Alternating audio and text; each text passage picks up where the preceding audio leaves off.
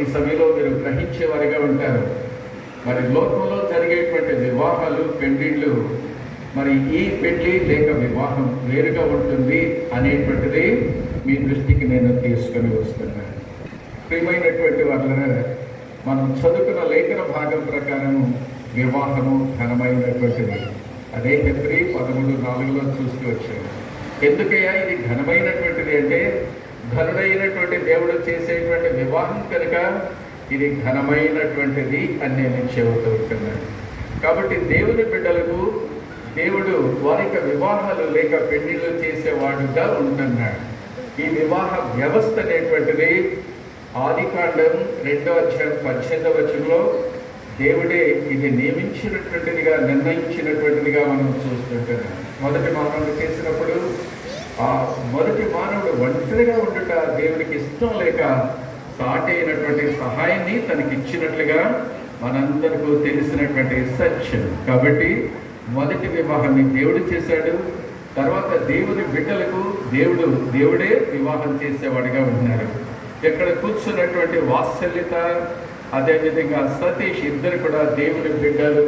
దేవుని నమ్ముకోవటం ద్వారా దేవుని బిడ్డలైనటువంటి వారిగా ఉన్నారు. యోహాను సువార్త 1:12 ప్రకారం దేవుని బిడ్డలకు దేవుడు వివాహం చేస్తాడు కనుక ఇది దేవుడు చేసేటువంటి వివాహం. మరి బయట జరిగేటువంటి వివాహానికి ఇది వేరుగా ఉంటుందో క్రైస్తవేతలు గ్రహించాల్సిందిగా నేను కోరుతూ ఉంటున్నాను. దేవుడు చేసేటువంటి వివాహం కనుక కీర్తన 68:6 చక్కటి మాట ఉంటున్నాను. దేవుడు ఏకాంగులను సంసారులుగా చేసేవాడిగా ఉంటున్నాడు. చాలామంది వివాహమైనా కూడా వివాహం అంటే దాని యొక్క అర్థం తెలియనటువంటి వాళ్ళు చాలామంది ఇక్కడ ఉన్నారని నేను అనుకుంటున్నాను. అంటే విడివిడిగా ఉన్నటువంటి వారిని ఏకం చేసేటువంటిదే వివాహం. వాస్తవంగా సతీష్ అదేవిధంగా వాత్సల్యత ఎక్కడో ఉన్నటువంటి వారుగా ఉన్నారు. ఎక్కడ తాండూరు, ఎక్కడ దుబాయ్. కాబట్టి ఎక్కడో విడివిడిగా ఉన్నటువంటి వారిని ఏకం చేసేటువంటిదే వివాహము అనేటువంటిది గుర్తు పెట్టుకోవాలి. ఒకతను తన యొక్క ఫ్రెండ్ వివాహం అవుతుంటే మరి టెలిగ్రామ్ పంపించాడంటారు. మరి wish you happy welding day అని. ఈ పెళ్లి కుమార్తెను చూసి అదే వీడికి వెల్డింగ్ మరి స్పెల్లింగే రాకుండా తప్పు రాశాడు అనుకున్నా అంటారు. తర్వాత కలిసినప్పుడు ఏంట్రా వెడ్డింగ్ అనుకుంటా వెల్డింగ్ అని పెట్టామంటే నేను పెట్టింది కరెక్టేనా, ఎందుకంటే వెల్డింగ్ 2 కడ్డీలను ఏ రీతిగా ఏకం చేస్తుందో వివాహం కూడా ఆ రీతిగా ఇద్దరిని ఏకం చేసేటువంటి ప్రక్రియ అని చెబుతూ వచ్చాడు. కాబట్టి విడివిడిగా ఉన్నటువంటి వారిని ఏకం చేసేటువంటిది, కలిపేటువంటిది వివాహం. అంటే అంటే దేవుడు తన వాగ్దానం చేత తన బిడ్డలను ఏకం చేసేవాడిగా ఉంటున్నాడు. యెషయా గ్రంథం 34:16 దేవుడు తన నోటి ఊపిరి చేత ఏ జతపక్షిని ఆ జతపక్షి దగ్గరకు తీసుకొస్తాడంటే. కాబట్టి 2 పక్షులు అయితే ఎక్కడో దుబాయ్లో ఎక్కడో తాండూరులో ఉంటే ఈ 2 పక్షులను ఏకం చేసినటువంటి వాళ్ళు ఎవరు అంటే దేవుని యొక్క నోటి ఊపిరి అని యెషయా 34:16 చూస్తున్నాం. దేవుడు తన వాగ్దానం చేత ఏ జతపక్షిని ఆ జతపక్షి దగ్గరకు మరి తీసుకొచ్చేటువంటి వాడుగా ఉంటాడు. అంటే మరి ఆదికాండం 2:34 మరి ఎఫెసీయులకు రాసిన పత్రిక 5:31 మరి తల్లిదండ్రులను విడిచి వారు హత్తుకుని ఉండటానికి, ఏక శరీరంగా ఉండటానికి ఈ దినాన ఒక చోట చేరినటువంటి వారిగా వివాహంలో జతపరచబడినటువంటి వారిగా ఉన్నారు. అంటే హత్తుకుని ఉండటానికి వీళ్ళు వివాహంలో జతపరచబడుతున్నారు. అంటే ప్రసంగి 4:10-12 ప్రకారం 3 చేత వీళ్ళు జతపరచబడేటువంటి వారిగా ఉంటున్నారు అనేటువంటిది మనం చూస్తున్నాం. ప్రియమైనటువంటి వాళ్ళ, వివాహము అనేటువంటిది ఈనాడు జతపరచబడేటువంటి వారికి జతపరచబడిన వారు కూడా గుర్తు పెట్టుకోవాలి అని నేను చెబుతూ ఉంటున్నాను. కాబట్టి ఇది దేవుడు చేసేటువంటి వివాహం. మరి కీర్తనలు 127 మొదటి వచనంలో చక్కటి మాట ఉంటుంది. యెహోవా ఇల్లు కట్టించినలా దాన్ని కట్టువారి ప్రయాసం వ్యర్థము అనేటువంటిది. కాబట్టి ఈ వివాహాన్ని లేక ఈ కుటుంబాన్ని కట్టేటువంటి వారు ఎవరు అంటే దేవుడు అనేటువంటిది దేవుని వాక్యం 127 మొదట చెబుతుంది. He's the builder. అంతేకాదండి, యెహోవా ఇల్లు కట్టించడలా దాన్ని కట్టువారి ప్రయాసం వ్యర్థమే. యెహోవా ఇల్లు కాపాడని దాని కిందే ఉంటుంది, దాన్ని కాపాడు వారి ప్రయాసం వ్యర్థం అంటారు. He's not only the builder, he's the protector. కాపాడేవాడిగా ఉంటాడు. కాబట్టి వీరి ఇరువురిని కట్టేటువంటి వాడు ఆయనే, కాపాడేటువంటి వాడు కూడా ఆయనే అనేటువంటిది అక్కడ మనం చూస్తూ ఉంటుంది. అదే 127 కీర్తనలో 2వ వచనంలో తన ప్రియులు నిద్రించుచుండగా వారికి ఇస్తాడంటాడు. ప్రియులు నిద్రించుచుండగా వారికి ఇస్తాడు. ఏమిస్తాడండి? He's not only the builder and the protector, he's the provider. 3వదిగా చూస్తే provider. He provides whatever they want. వాళ్ళకి కావాల్సిందంతా ఇచ్చేటువంటి వాడిగా ఉంటాడు. వివాహం నాకు ఏమిస్తాడండి? 1 సంతోషం ఇస్తాడు. He will give the Joy. ఒంటరిగా ఏదైతే వాళ్ళు అనుభవించలేకపోతూ వచ్చారో ఆ సంతోషాన్ని వివాహం ద్వారా ఆయన ఇచ్చేవాడిగా ఉంటుంది. 2వది సంతానం ఇచ్చేటువంటి వాడిగా ఉంటుంది. వివాహం తర్వాత మనందరం కూడా చూసేటువంటిది అదే సంతానం. అదే అంతేకాదండి, సంపదించేవాడిగా ఉంటున్నాడు. 3వది సంపద. అందుకని మరి ఫిలిప్పీయులకు రాసిన పత్రిక 4:19 దేవుడు తన ఐశ్వర్యం చొప్పున వారి ప్రతి ఒక్కర తీర్చేవాడిగా ఉంటున్నాడు. దేవుడు ఐశ్వర్యవంతుడు. తన బిడ్డలకు ఏ సమయంలో ఏది ఇవ్వాలో ఆయనకు తెలుసు కనుక వాళ్ళ ప్రతి ఒక్కర తీర్చేవాడిగా ఉంటున్నాడు. వారి ఇంటికి ఏదేది కావాలో సంపదను సమకూర్చేటువంటి వాడు వారు నమ్ముకున్నటువంటి తండ్రి లేక దేవుడు అని నేను చెబుతున్నాను. 4వది అంతేకాదు 145వ కీర్తన 16వ వచనంలో తన గుప్పిలి నిండి ప్రతి జీవి యొక్క అక్కర తీర్చేటువంటి వాడుగా ఉంటున్నాడు అని చూస్తున్నాను. కాబట్టి సంతోషంతో పాటు సంతానంతో పాటు సమృద్ధితో పాటు సమృద్ధిని he will give the satisfaction in their life. కాబట్టి దేవుడు వారికి జీవితంలో సంతృప్తిని కూడా ఇచ్చేటువంటి వాడిగా ఉంటున్నాడు అనేటువంటిది మీ దృష్టికి నేను తీసుకొస్తూ ఉన్నాను. ప్రియమైనటువంటి వాళ్ళ మరి వివాహము అనగా మరి వివాహం అయిన తర్వాత వారు సంసార జీవితాన్ని, కుటుంబ జీవితాన్ని గడిపేటువంటి వారిగా ఉంటున్నారు. 2వ భాగంలోనికి వస్తూ ఉంటున్నారు. ఈ సంసారం అనేటువంటిది సాగరంతో పోలుస్తూ ఉన్నారు చాలామంది పెద్దలు. అనేటువంటిది ఏంటంటే సంసారమైన ఈదవచ్చును కానీ క్షమించండి, సాగరమైన సముద్రమైన ఈదవచ్చును కానీ సంసారాన్ని ఈదటం చాలా కష్టం అంటారు. ఈ విషయం తెలిస్తే నేను పెళ్లి కూడా చేసుకోకుండా ఉండేవాడిని అని సతీష్ అనుకోవచ్చు, లేకపోతే వాత్సల్యత అనుకోవచ్చు అని. ఇది వాస్తవం. అయితే but it is not difficult అండి. అది ఒక రీతిగా అసాధ్యమైనప్పటికీ దేవుడు వారితో ఉంటే అసాధ్యం కాదు అని నేను నమ్ముతూ ఉంటున్నాను. అందుకనే ఇందాక యెహోషువ గ్రంథం 3:4 చదువుకుంటూ వచ్చాడు.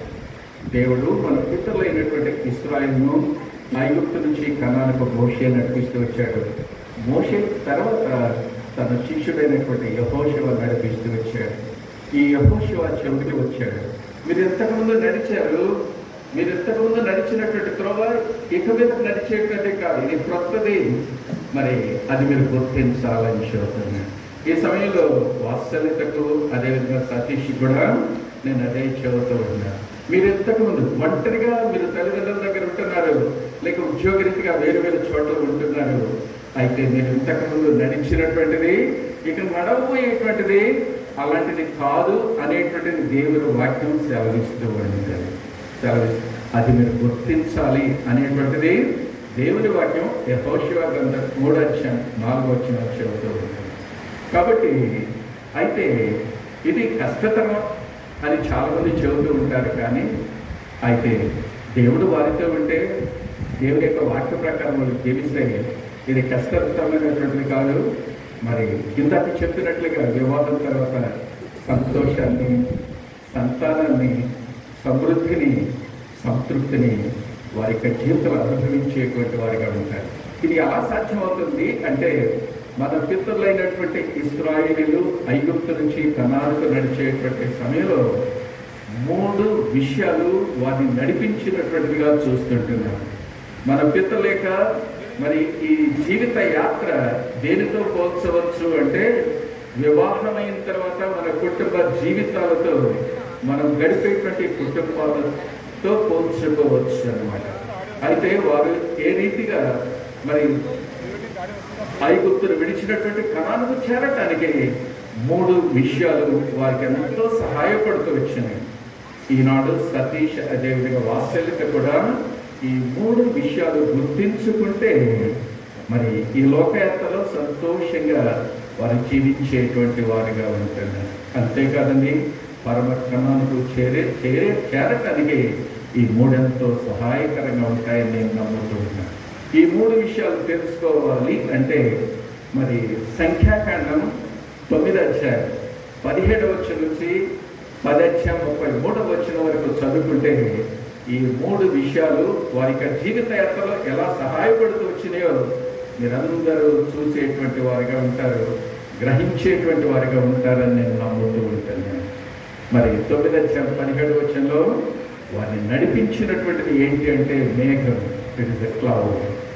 ఇది ఎలా నడిపించిందంటే మరి నిర్గమకాండం 13వ అధ్యాయం 21, 22 వచనాల్లో పగటి వేళ మేఘస్తంభంగాను రాత్రి వేళ అగ్నిస్తంభంగా ఉండి వారి ముందుండి వారిని నడిపించింది అని మనం చూస్తూ ఉంటాం.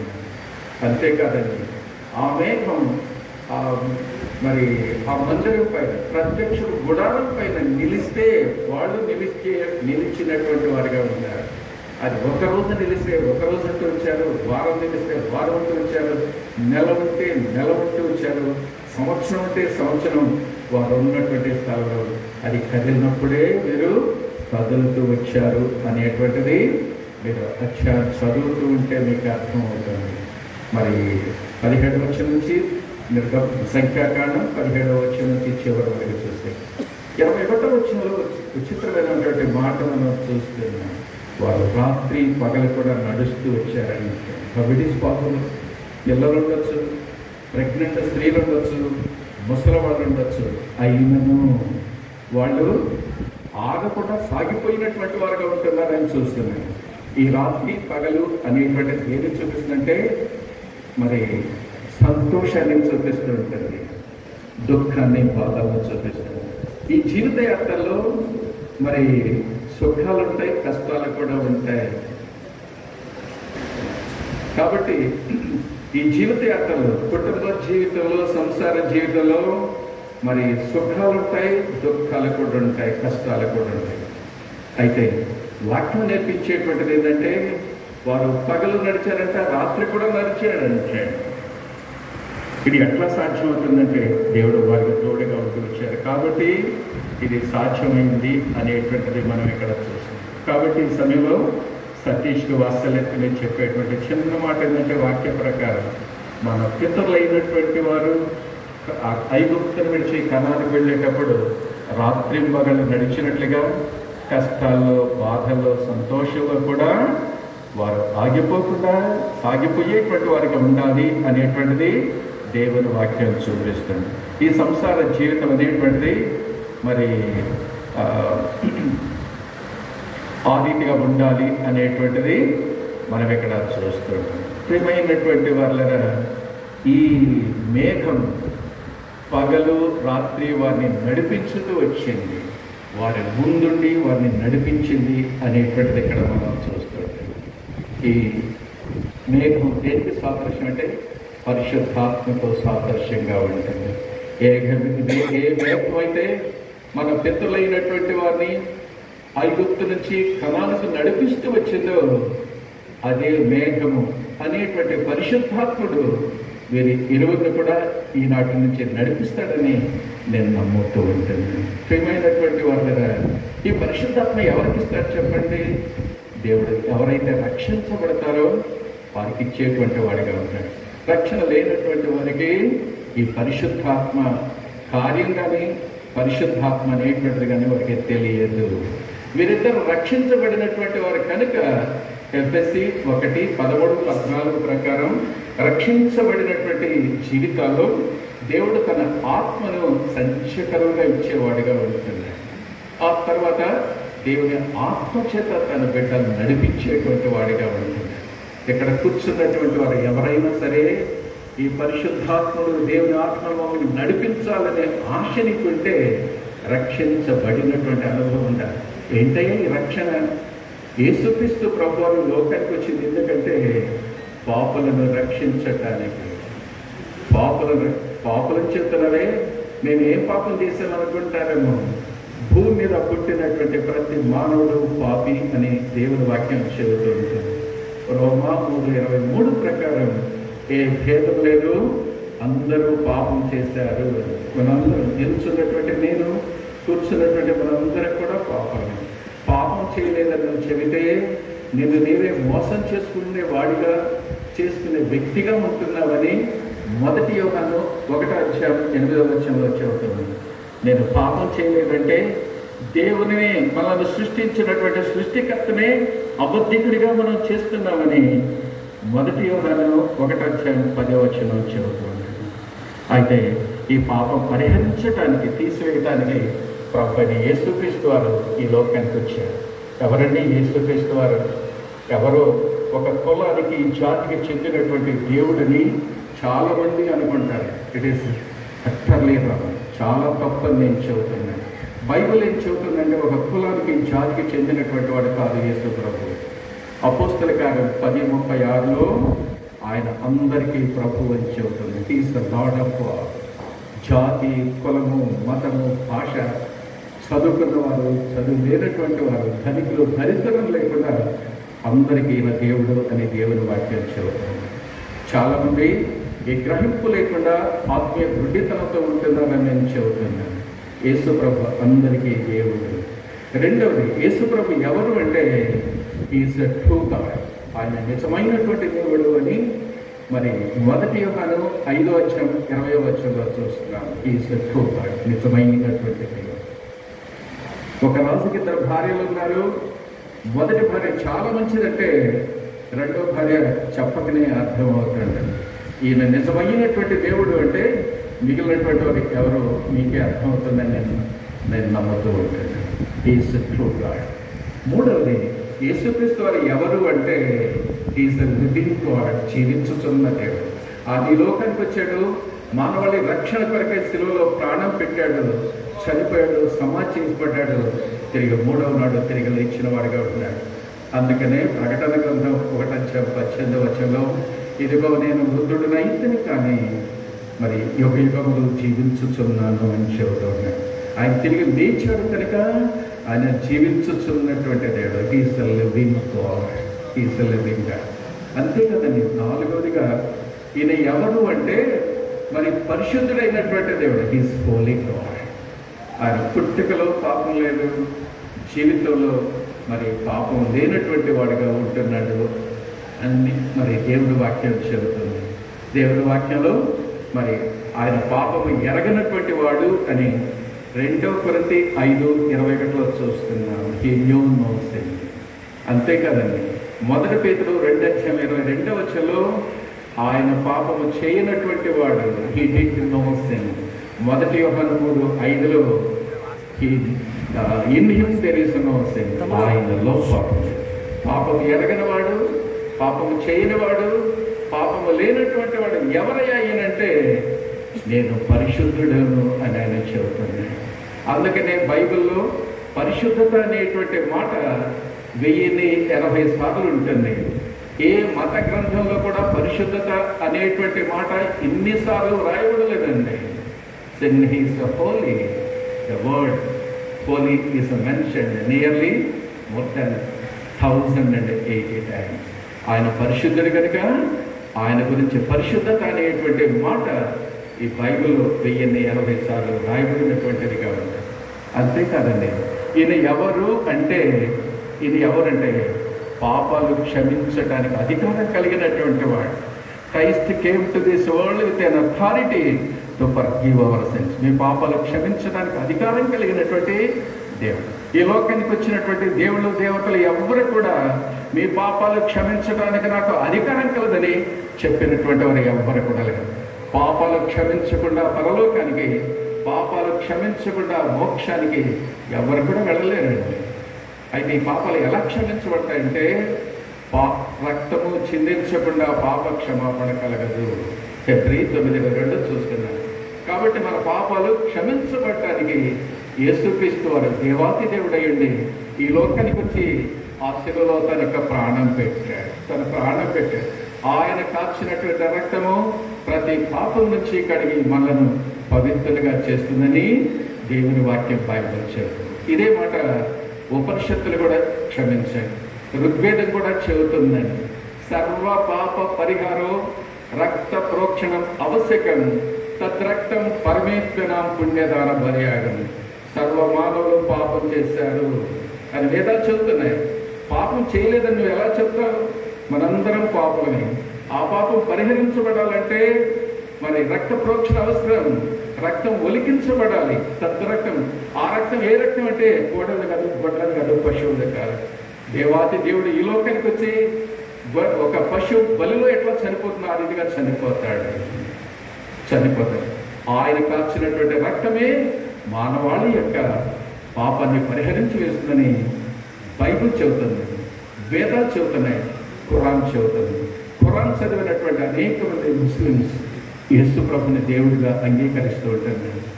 వేదాలు చదివినటువంటి అనేక మంది హిందువులు ఈ సత్యాన్ని తెలుసుకొని యేసు ప్రభుని నమ్ముకుంటారు. ప్రియమైనటువంటి వాళ్ళని ఇక్కడ నేను ఒక మాట చెప్పాలనుకున్నాను. మతంలో దిగటం కాదు.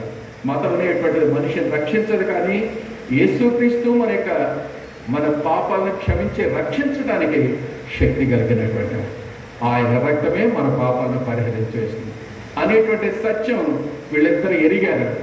కనుకనే యేసు ప్రభువు నమ్ముకున్నారు. ఈ సత్యాన్ని ఎరిగినటువంటి వాళ్ళు అనేక మంది ఎక్కడ ఉంటున్నారు. ఎవరైనా ఈ సత్యాన్ని ఎరగకుండాంటే ఈనాడు యేసు ప్రభువు నమ్ముకోండి, మీ పాపాలు క్షమిస్తాడు. పాపాలు క్షమించబడితే ఎప్పుడు ఈ లోకం నుంచి వదిలిపెట్టినా కూడా, చనిపోయినా కూడా మరణం అనేటువంటిది చెప్పే నాకు కానీ కూర్చున్న మీకు కానీ అది తథ్యం అనేటువంటిది మనకు తెలుసు. చనిపోతే నరకం నుంచి తప్పించబడి మోక్షానికి వెళ్తాం. చాలామంది ఈ జీవితమే మరి అల్టిమేట్ అనుకుంటారు. కాదండి, ఈ లోకాన్ని వదిలిపెట్టిన తర్వాత రెండుంటున్నాయి. పాపాలు క్షమించబడితే బుద్ధి మోక్షానికి వెళ్ళేవారు అనుకుంటా, పాపాలు క్షమించబడకుండా ఉంటే నిత్య నరకానికి వెళ్ళాలి.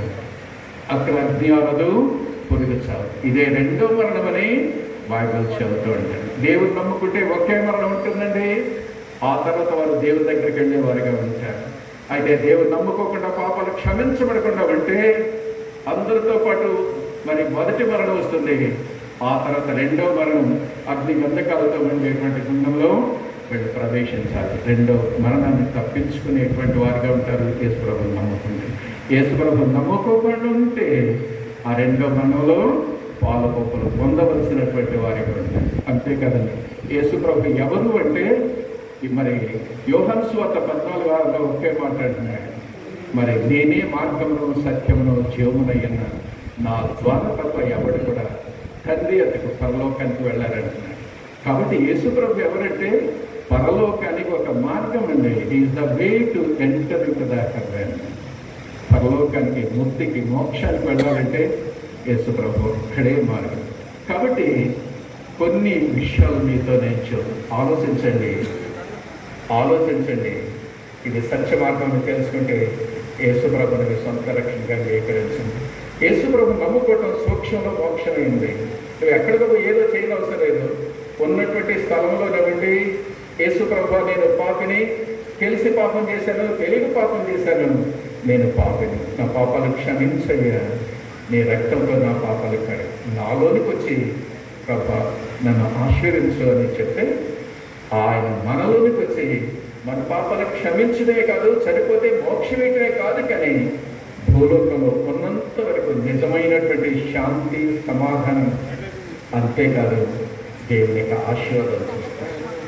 అందుకని హగ్గై 2:9 ఈ దిన కనుక మీ జీవితాన్ని ఆయన చేతిలో పెడితే ఇది మొదలుకొని నేను ఆశీర్విస్తానని దేవుడు సెలవిస్తున్నాను. క్రైస్తవేతరులారా, ఈ సత్యాన్ని తెలుసుకోకపోతే యోహాను సువార్త 1:12 మాట్లాడు. ఎంతమంది అయితే ఆయన విశ్వాసం ఇస్తారో వారందరికీ కూడా దేవుని బిడ్డలు అయ్యేటువంటి అధికారాన్ని దేవుడు ఇచ్చేవాడు కదా. కాబట్టి యేసు ప్రభు నమ్ముకోవటం అంటే సూక్ష్మ మోక్షం.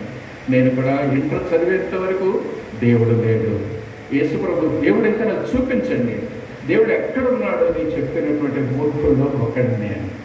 అలాంటి నాకు నిజమైన దేవుడు తెలుసుకోవటానికి ఆయన చేతుల్లో నా జీవితాన్ని పెట్టినప్పుడు దేవుడు నన్ను ఎంతగానో ఆశీర్వించాడని మీతో నేను చెబుతున్నాను. కాబట్టి యేసు ప్రభు నమ్ముకోవటం ద్వారా, ఆయన ఇచ్చేటువంటి రక్షణ పొందటం ద్వారా పరిశుద్ధాత్మను మనకిస్తాడు అనేటువంటి సత్యాన్ని మీతో నేను చెబుతూ ఉంటాను. కాబట్టి మనకి జీవితాలు చక్కగా ఉండాలంటే మన సంసార జీవితం సంతోషంగా సంతృప్తిగా మరి ఉండాలి అంటే, సంపత్తు నింపబడాలి, దేవుని ఆశీర్వాదంతో నింపబడాలంటే రక్షించబడిన అనుభవం ఉండాలి, దేవుని ఆత్మ చేత నడిపించబడే వారిగా ఉండాలి. రోమిలకు రాసిన పత్రిక 8:9 దేవుని ఆత్మ లేనటువంటి వాడు నావాడు కాదు అని మరి దేవుడు ప్రత్యక్షంగా చెబుతూ ఉన్నాడు.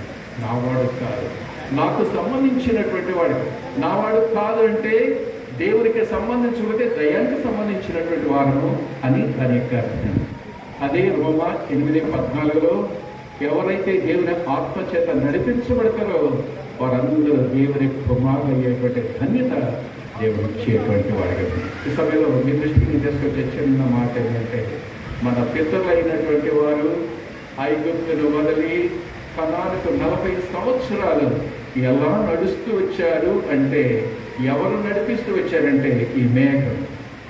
ఈ మేఘమే పరిశుద్ధాత్మను మీతో నేను చెబుతూ వచ్చాను.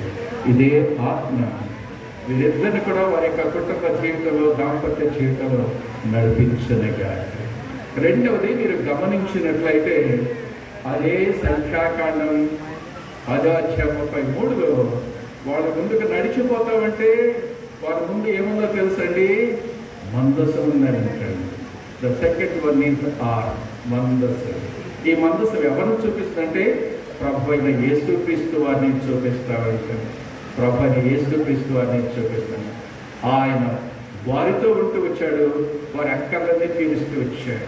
వారు అరణ్యంలో లేక ఎడారిలో నడిచిపోతూ ఉంటే 40 సంవత్సరాలు వాళ్ళు మరి ఆహారం కొరతలు వస్తే నిర్గమకాండం 16 ఆకాశం నుంచి మన్నా కురిపించి వారికి మన్నాతో పోషించినటువంటి వాడిగా ఉన్నాడు.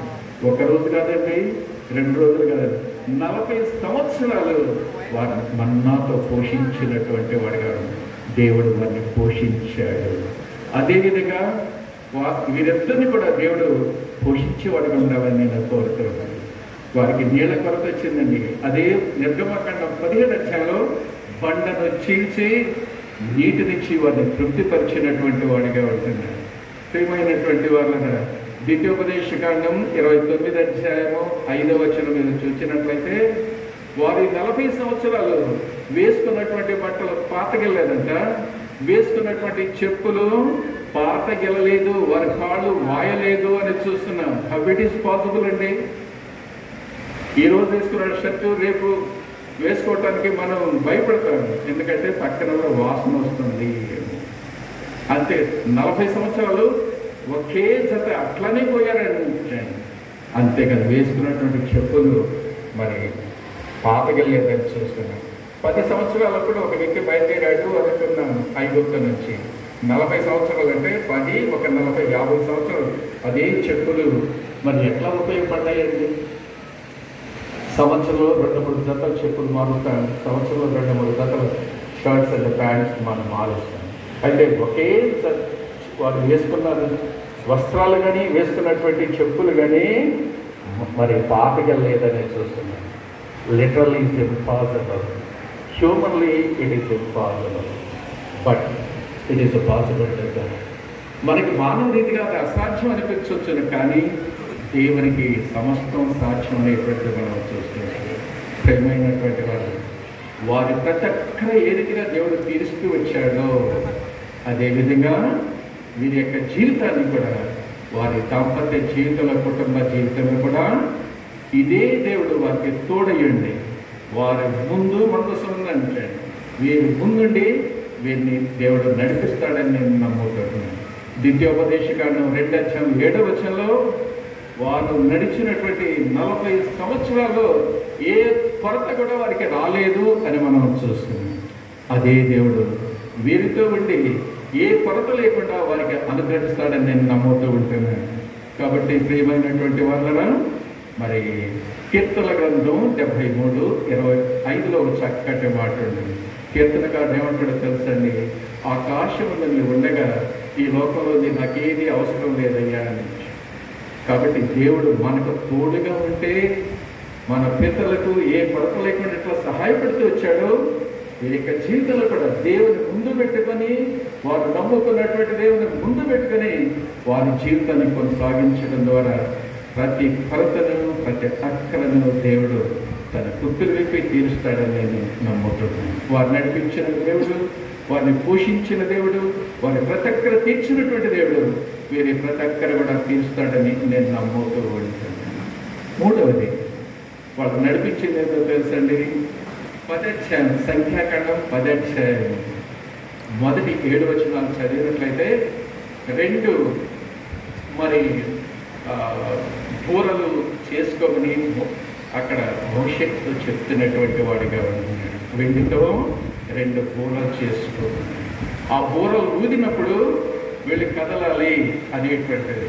అది మామూలుగా ఊదినప్పుడు సమాజం అంతా కూడా ఆ ప్రత్యక్ష గుడారం దగ్గరికి రావాలని. అంతేకాదండి, ఒక బూర ఊదినప్పుడు తూర్పునున్నటువంటి వారు మరి ప్రధానులైనటువంటి వారు మోషే ఎదుటికి రావాలని. అంతేకాదండి, మరి ఒకటి ఆర్భాటంగా ఊదినప్పుడు తూర్పునున్నటువంటి వారు రావాలి. రెండోసారి ఆర్భాటంగా ఊదినప్పుడు దక్షిణ వైపు ఉన్నటువంటి వారు మరి కదలాలి అనేటువంటి చూస్తుంది. వారు కదిలేటప్పుడు మామూలుగా ఊదాలి కానీ ఆర్భాటంతో ఊదకూడదు అనేటువంటి చూస్తున్నారు. ఇక్కడ మీ దృష్టి తీసుకొచ్చే చిన్న మాట ఏంటంటే వాటికి అనేకమైనటువంటి అర్థాలు ఉన్నాయి, కానీ ఆ యొక్క శబ్దాన్ని బట్టి వీరు కదులుతూ వచ్చారు, మోగుతూ వచ్చారు. మన పితరులైనటువంటి వారిని నడిపించింది ఏంటంటే ఈ బూరల యొక్క శబ్దం, బూరల యొక్క శబ్దం, సౌండ్స్ ఆఫ్ ద ట్రంపెట్, బూరల యొక్క శబ్దం, బూరల యొక్క శబ్దం. ఇది దేన్ని చూపిస్తుందంటే ఈ 2 బూరలు కొత్త నిబంధన పాత నిబంధన చూపిస్తుంది, దేవుని వాక్యాన్ని చూపిస్తాడంటే. దేవుడు మనతో మాట్లాడతాడు. ఎట్లా మాట్లాడతాడు తెలుసండి? తన వాక్యం ద్వారా మాట్లాడతాడు, తన వాక్యం ద్వారా మాట్లాడతాడు. ప్రియమైనటువంటి వాళ్ళ సీఎల గీతాల్లో కూడా ఆ మాట మనం చూడగలుగుతున్నాం. నీ స్వరాన్ని, ఆయన స్వరాన్ని ఆయన వాక్యం ద్వారా మనం వినేటువంటి వారిగా ఉంటున్నాం. ఇది వాస్తవం. కాబట్టి దేవుడు అనుదిన జీవితంలో దేవుడి వాక్యాన్ని మనం చదువుతున్నప్పుడు తన వాక్యం ద్వారా మనతో మాట్లాడేటువంటి వారిగా ఉంటాం. ఉదాహరణకు నాకు ఇల్లు కట్టుకోకముందు ఒక బోర్ వేసుకోవాలని అనుకున్నానండి. ఒక దైవజనుడు తీసుకుని వెళ్ళి బోర్ వేసుకోవటానికి ప్రార్థన చేయమన్నాను. ప్రార్థన చేసి ఇక్కడ వేసుకోమన్నాడు. బోర్ వేసే వ్యక్తి వచ్చి రోజంతా అక్కడ కొడుతూ వచ్చాడు. 70 అడుగులు పోయాడు, నీళ్లు పడలేదు. ఆ వేసి అతను ఎవరిని పిలుచుకొని వచ్చి ఈ పాయింట్ పెట్టారు సార్ అంటే, ఒక దైవజనుడు సేవకుడు వచ్చి ప్రార్థన చేశాడండి. ఆయన మీద నమ్మకం నాకు ఉంది, తప్పకుండా ఇస్తాడని చెప్పాను. సార్ ఇట్లాంటి పెడితే రావు, కాబట్టి నువ్వు ఎవరో జియాలజిస్ట్ను మరి తెలిసినటువంటి వాళ్ళని తీసుకొచ్చేసి వాళ్ళ ఒక మెషిన్ ద్వారా ఐడెంటిఫై చేస్తారు. అక్కడ వేసుకుంటే వస్తాయి సార్, ఇక్కడ వేస్తే రావని మెషిన్ ఆపేశాడు. ఆపేసి వెళతా రేపు నేను వచ్చే లోపల ఒక జియాలజిస్ట్ అన్న పిలుచుకురండి, మీకు ఎవరు తెలియకపోతే నేను చేసుకొస్తాను. అట్లా కాదంటే ఎన్ని అడుగులు వేసుకోవాలో అన్ని అడుగులే చెప్పండి, నేను 2 అడుగులు వేస్తాను, మీ దగ్గర న్యాయంగానే డబ్బులు తీసుకోనని చెప్పి వెళ్ళిపోయాడు. ఏం చేయాలో అర్థం కాలేదు. మరి ఎంతో బాధతో ఇంటికి వెళ్ళాను. నా భార్య చూసి ఏంటి అలా ఉన్నావు అని అన్నది. ఏం చెప్పంటావు, ఇక్కడ నీళ్లు పడగొట్ట ఈ రోజంతా వేసాడు, 70 అడుగులు వేసాడు, రేపు ఎన్ని అడుగులు వేయాలో అన్ని అడుగులు చెప్పు, అంతకంటే నేను వెయ్యను, మరి నువ్వు చెప్పిన దానికంటే ఒక్క అడుగు కూడా వేయనన్నాడు. ఏం చేయాలని అసలు ఈరోజు వాక్యం చదివేవాళ్ళని నా భార్య చదువుకున్నాను అన్నాను. ఏదైనా పని ఉంటే పటపట మనం చదివి చిన్న ప్రార్థన చేసుకుని వెళతాము. ఆ రోజు నా భార్య మాట అన్నప్పుడు ఉదయం ఏ భాగం అయితే చదువుతూ వచ్చాను అదే భాగం నేను చదువుతూ వచ్చానండి. మార్కు సువార్త 6వ అధ్యాయం 39-40 వచనాలకు వచ్చేటప్పటికి నేను ముందు చదువుతున్నప్పుడు మళ్ళీ అక్కడికే వచ్చేసింది. అది ఏంటి అంటే 5 రొట్టెలు 2 చేపలు పంచిన సందర్భంలో దేవుడు తన శిష్యులతో 50 మంది చొప్పున 100 మంది చొప్పున కూర్చోబెట్టమంటాడు. అదే మాట నాకు గుర్తు చేస్తా వచ్చాడు. 50 70 అడుగులు వేశాడు. 50 ఈజ్ ద రూల్ లెవెల్. 100 అడుగులు నీళ్ళు ఇస్తానని దేవుడు నాతో మాట్లాడుతూ వచ్చాడు. తన వాక్యం ద్వారా మాట్లాడుతూ వచ్చాడు. కాబట్టి మంచిగా భోంచేసాం, పండుకున్నాం. తెల్లారిపోయేటప్పటికల్లా అక్కడికి వచ్చేసాడు ఈ పోరేసేటువంటి. ఏమయ్యా నీ దేవుడు చెప్పాడా? 8 అడుగులు ఏమన్నాడు? అవును చెప్పాడు అన్నా. 8 అడుగులు అన్నాడు. 100 అడుగులు ఏమన్నాడు? 100 అడుగుల కంటే 1 అడుగు కూడా ఎక్కువ ఏంటి సార్, మీ దగ్గర నేను అన్యాయంగా తీసుకొని మీరు చాలా అమాయకులాగా ఉన్నారు అన్నాడు. పర్వాలేదు స్టార్ట్ చేయమని. స్టార్ట్ చేసిన తర్వాత 90 అడుగులు పోయేటప్పటికి నీరు వచ్చేసిందండి. ఆ ఫోర్స్ అతను ఏమంటే ఈ ఫోర్స్ 3 కుటుంబాలు సరిపోతాయి సార్, మీరు ఆపేయండి అన్నాడు. దేవుడు నాకు 100 అడుగులు వేసుకోమన్నాడు, నువ్వు 100 అడుగులు వేయాలి అంటే అక్కడ పెద్ద బండ పడింది. సార్ వేసేదానికి నాకు వీలు కాదు అని ఏడవటం మొదలుపెట్టాడు. అప్పుడు నేను నమ్ముతున్న దేవుడు యేసు ప్రభు మాట ఇస్తే నెరవేర్చేటువంటి వాడు అని ఆయనకు బైబిల్లో నుంచి కొన్ని మాటలు చెప్పి పంపించడానికి దేవుడు సహాయపడుతూ వచ్చాడు. ఎందుకు నేను చెప్తూ వచ్చానంటే ఆ రోజు నేనున్నటువంటి పరిస్థితుల్లో దేవుడు తన వాక్యం ద్వారా నాతో మాట్లాడి నా అక్కడ తీర్చిన వాడిగా ఉంటున్నాడు. అదేవిధంగా ఈ కూరలు దేన్ని చూపిస్తున్నాయంటే దేవుని యొక్క స్వరాన్ని, దేవుని యొక్క వాక్యాన్ని చూపిస్తుంది. దేవుడు ఆ దినాల్లో నేరుగా మాట్లాడుతూ వచ్చాడు, కానీ ఇప్పుడు తన వాక్యం ద్వారా మాట్లాడేవాడిగా ఉంటున్నాడు. కాబట్టి ఈ సతీష్ అదేవిధంగా వాత్సల్యత కూడా వారి యొక్క జీవితంలో దేవుని వాక్యానికి ప్రథమ స్థానం ఇచ్చేవారిగా ఉండాలి. కొలసీ 1:18 మనం చూస్తున్నాం. ఆయన వాక్యానికి ఆయనకు ప్రాముఖ్యత, ప్రీ ఎమినెన్స్, ప్రథమ స్థానం ఇచ్చేటువంటి వారిగా మనం ఉండాలి. ఆ రీతిగా ఉన్నప్పుడు దేవుడు వారి యొక్క జీవితాన్ని ఎంతో సంతోషదాయకంగా గడపడానికి సహాయపడేటువంటి వాడిగా ఉంటాడని నేను నమ్ముతూ ఉంటున్నాను. ఆ రీతిగా మన పితరులైనటువంటి వారు ఈ 3టిని ఏ రీతిగా చూస్తూ వారి జీవితాన్ని కొనసాగిస్తూ వచ్చారో అదేవిధంగా వాత్సల్యత సతీష్ కూడా పరిశుద్ధాత్మ చేత పరిశుద్ధాత్మ దేవుడు వారికి ముందుండి వీళ్ళని నడిపించాలని నేను కోరుకుంటాను. మేఘమునే పరిశుద్ధాత్మ, 2 మందసమైనటువంటి యేసు ప్రభు వారికి ముందుండి వీళ్ళని నడిపించాలని నేను కోరుకుంటున్నాను. ఈ 2 ట్రంపెట్స్ దేని చూపిస్తుందంటే దేవుని యొక్క స్వరం. దేవా నాకు ఈ పరిస్థితిలో ఉన్నాను, నువ్వు నాతో మాట్లాడాయి అంటే దేవుడు తన వాక్యం ద్వారా మాట్లాడేటువంటి వాడిగా ఉంటాడు. కాబట్టి కొన్నిసార్లు దేవుడు ఎస్ అనొచ్చు, కొన్నిసార్లు నో అనొచ్చు, కొన్నిసార్లు మౌనంగా ఉండొచ్చు. ఆయన యొక్క స్వరాన్ని గ్రహించి మీరు జీవిత యాత్ర కొనసాగించేటువంటి బిడ్డలుగా ఉండాలని ఈ సమయంలో మీ అందరి ముందు నేను కోరుకుంటున్నాను. అంతేకాదండి, ఈ సమయంలో వాళ్ళిద్దరికీ కొన్ని సూచనలు సలహాలు కూడా మనం ఇవ్వవలసినటువంటి వారిగా మనం ఉంటాము. అందుకనే ఇందాక ఎఫెసీయులకు రాసినటువంటి పత్రిక 5వ అధ్యాయము నేను చదువుతూ వచ్చాను. 5:22 22 నుంచి 31 వరకు మనం చదువుకుంటూ వచ్చాం. కాబట్టి పురుషుడు ఎలా ఉండాలి అంటే 25వ వచనంలో తన భార్యను ప్రేమించేవాడిగా ఉండాలి అనేటువంటి చూస్తాం. కాబట్టి సతీష్ వివాహంలో జతపరచబడేటువంటి తన యొక్క వాత్సల్యతను ప్రేమించేవాడిగా ఉండాలి. He should love her. ఎలా ప్రేమించాలంటే దేవుడు సంఘాన్ని, ఈ లోకంలో ఉన్నటువంటి తన బిడ్డలను ప్రేమించి తన ప్రాణాన్ని ఎలా ఇస్తూ వచ్చాడో అదే రీతిగా త్యాగ సహితమైనటువంటి ప్రేమను సతీష్ తన యొక్క జీవితంలో చూపించేవాడిగా ఉండాలి. వాక్య ప్రకారం సతీష్ నీ భార్యను ప్రేమించేవాడిగా ఉంటావు ఈ రోజు నుంచి. Very good. అదేవిధంగా మీరు 30వ వచనంలో చూసినట్లయితే తన భార్యను పోషించేటువంటి వాడిగా ఉండాలి. చాలామంది పురుషులు భార్యను చేసేటువంటి ఉద్యోగం పైన బ్రతికేటువంటి వారిగా ఉంటారు. వాక్యానుసారంగా ఇది మంచిది కాదు అని నేను చెబుతున్నాను.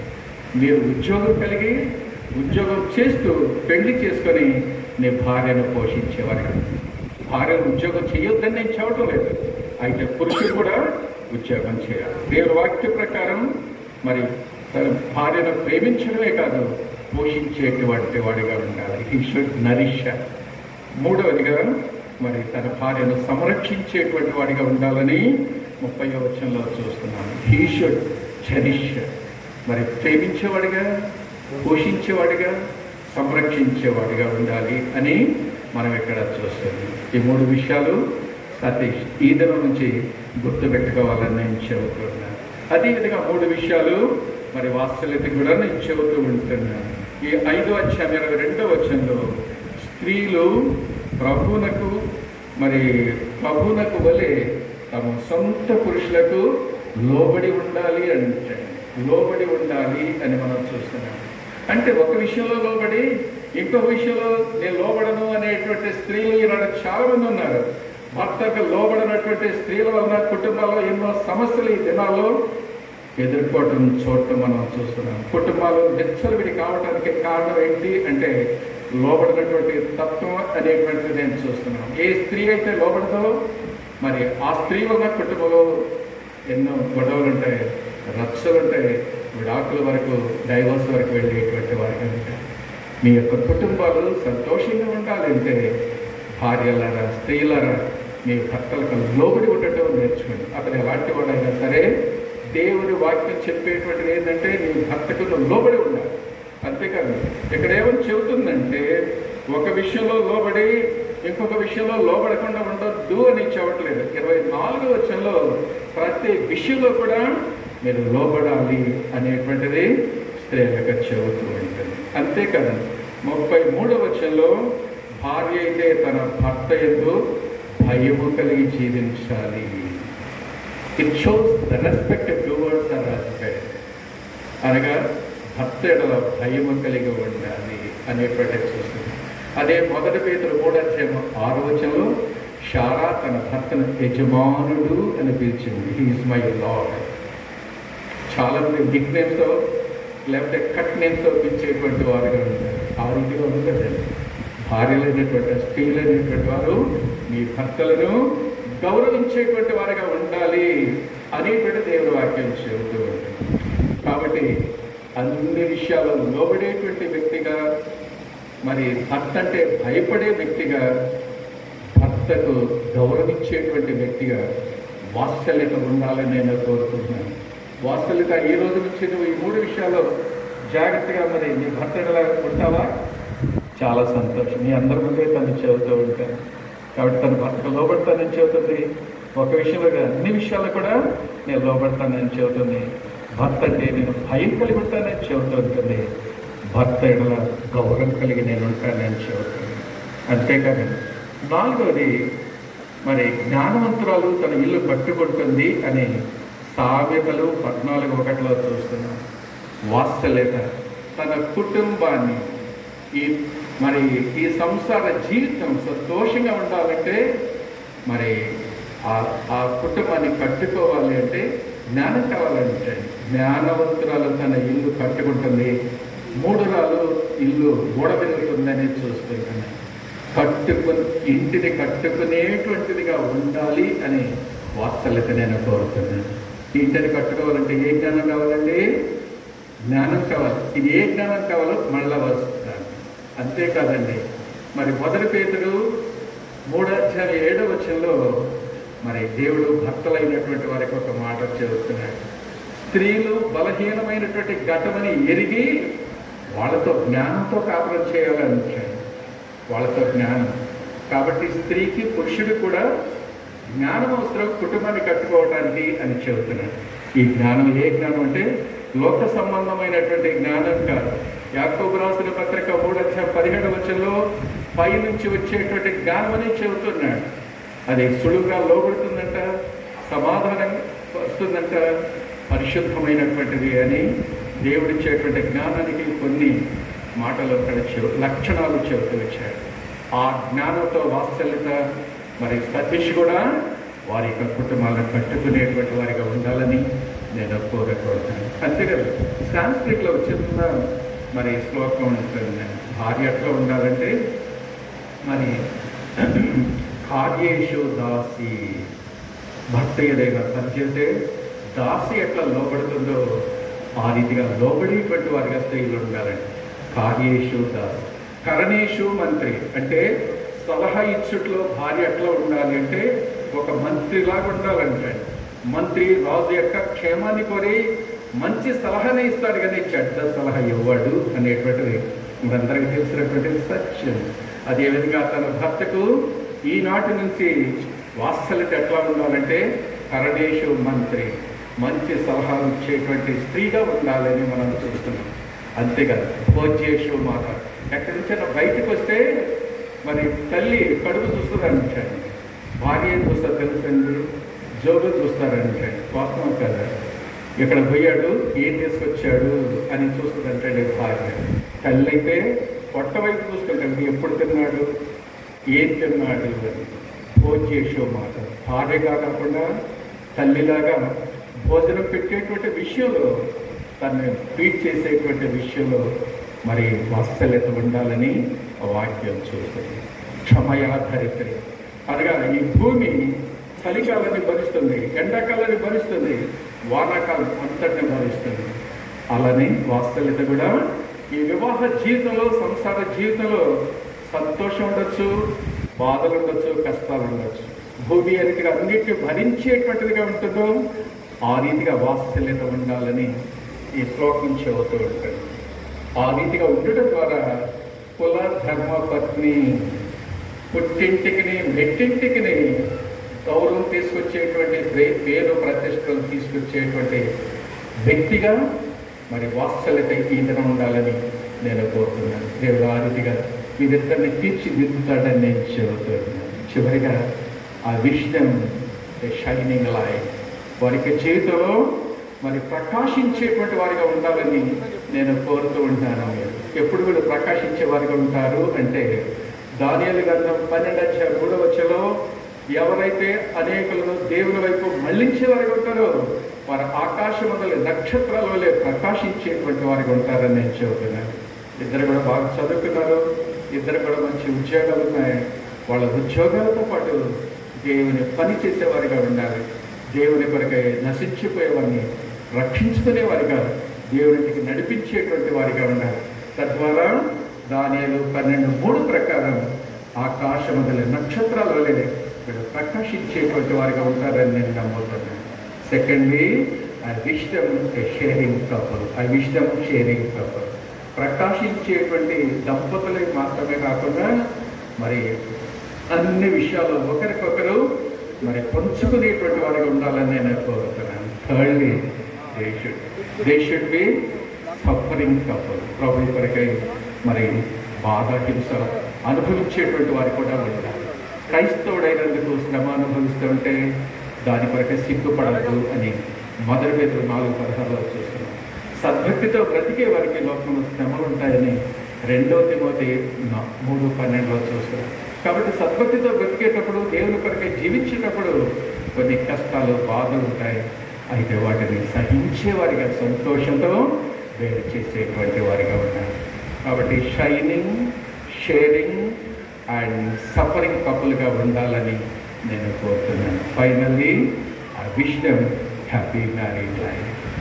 సో ఈ అవకాశం ఇచ్చినటువంటి మరి ఇరుపక్షాల కుటుంబాలకు నా హృదయపూర్వక వందనాలు చెల్లించుకుంటూ దేవుడి కుటుంబాన్ని, ఈ బిడ్డలను ఆశీర్వదించి అనేకులకు ఆశీర్వకరంగా చేయాలని కోరుకుంటున్నాను.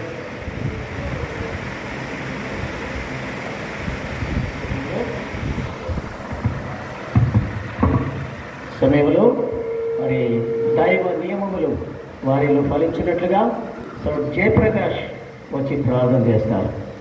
సౌడ్ జయప్రకాష్.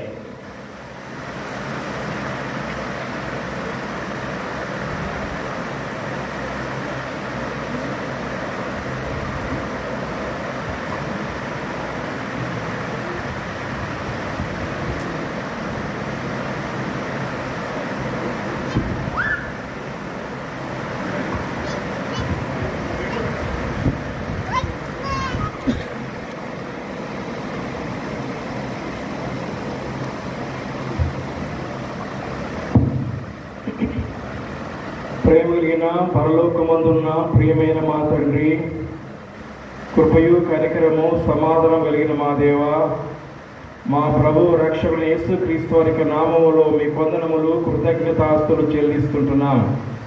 మా ప్రియ సహోడు రాజును బట్టి మీకు వందనాలు, సహోదరి శోభాను బట్టి మీకు స్తోత్రాలు. వారు ప్రేమించి ఇచ్చిన సంతతి వాత్సల్యను బట్టి మిమ్మల్ని స్తుతిస్తుంటున్నాం. ఈ దినమున బిడ్డ సతీష్తో పరిశుద్ధ వివాహములో జతపరచబడడానికి వారి ఇరువురికి మీరు ఇచ్చిన సమ్మతిని బట్టి మీకు స్తోత్రాలు. మీ సమాధానముతో ఈ వేదిక మీదకి వారిని వారి కుటుంబాలని నడిపించినందుకొరకే మీకు వందనాలు చెల్లిస్తుంటున్నాం. వారి పరిశుద్ధ ప్రమాణములు చేయకపోవడము మీ పరిశుద్ధ లేఖనములు వారికి వినిపించటానికి దేవా మీ దాసుడు జయంతరావులను మీరు అభిషేకించుకుని వినియోగపరుచుకుని మీ ప్రేమ కొరకే మీకు వందనాలు. దైవవాసుల ద్వారా వర్తమానం ద్వారా వారి వినికిడిలోనికి ఏ లేఖనములు తీసుకురాబడినాయో వారి భవిష్యత్ జీవితంలో వారి కుటుంబముగా కట్టబడిన తర్వాత ఆ వాక్యముతో తమను తాము కట్టుకోవడానికి, వారి గృహమును కట్టుకోవడానికి మీ కృపను వారికి ప్రసాదించవలసిందిగా మీ నామమున ప్రార్థిస్తుంటున్నాం. ఈ సమయమున వారు చేయవలసిన పరిశుద్ధ ప్రమాణముల కొరకై వారి కొరకై ప్రార్థిస్తుంటున్నాం. దేవా, వారి ఆత్మను, వారి ప్రాణమును, వారి శరీరమును మరోసారి మీ రక్త ప్రోక్షణ కిందకి తీసుకుని వస్తుంటున్నాం. వారిని మీ శిలువ రక్తంతో కడగండి, వారిని పరిశుద్ధపరచండి. పూర్తి గ్రహింపులో, పూర్తి నమ్మికలో, పూర్తి ప్రేమలో మీ ఏర్పాటును, మీ చిత్తమును సంపూర్ణ ఎరిగిన వారుగా వారు మంచి మనస్సాక్షి కలిగి ఒకరితో ఒకరు చేసుకోవాల్సిన ప్రమాణముల కొరకై వారిని, వారి దేహములను సిద్ధపరచవలసిందిగా మహిమ, ఘనత, ప్రభావాలు మీకు ఆరోపిస్తూ మా ప్రభు రక్షకుడైన యేసుక్రీస్తు వారి నామమున ప్రార్థిస్తున్నాం తండ్రి, ఆమేన్. దయచేసి సమయంలో సౌడు సతీష్ మరి సహోదరి వాత్సల్య ఇరువురు దేవునికి తమను తాము సమర్పించుకుంటారు. దానికి ముందుగా మరి అందరము లేచి నిలబడి మనము సమర్పించుకున్న దినము జ్ఞాపకం చేసుకుంటాం. దేవుణ్ణి సేవిస్తాము అని దేవునికి సమర్పించుకున్న దినం అంటే మనకు వివాహమైన ఆ యొక్క దినం. ప్రతి ఒక్కరికి వివాహమైంది, కుటుంబాలుగా చేయబడ్డారు. దేవునికి సమర్పించుకుని ప్రభును సేవించే విషయంలో వెనుకడుగు వేసి మర్చిపోయిన వారముగా ఉన్నాం. దేవుడు క్రైస్తవ కుటుంబాన్ని మీరు ఫలించి అభివృద్ధి పొంది భూమిని నింపుడి అని ఆయన ఆదేశించిన మేరకు మనము లేవని అనేక మంది అనుకుంటున్నాం. ఒకవేళ ఉన్నట్లయితే పునః ప్రతిష్ఠించుకుంటాం. మరి ఒక పాట పాడటం ద్వారా మరి దేవుని సన్నిధిలో అందరం సమర్పించుకుంటాం. రెండవ పాట అందరం లేచి నిలబడి పాడుకుంటాం. మరొకవేళ ప్రభువును సేవించేదానికి మరి ఇదివరకే నువ్వు చేస్తూ ఉన్నాం, ఇంకా సేవిస్తూ ఉన్నాం, ఇంకా సేవించలేనట్లయితే ప్రభువుకు సమర్పించుకుంటాం. ఆ తదుపరి మ్యారేజ్ రిజిస్ట్రార్కి హ్యాండ్ ఓవర్ చేస్తాం. దయచేసి పాట సంఖ్య 2 నా సర్వమైన ప్రభు జయరాజు గారు రావచ్చు.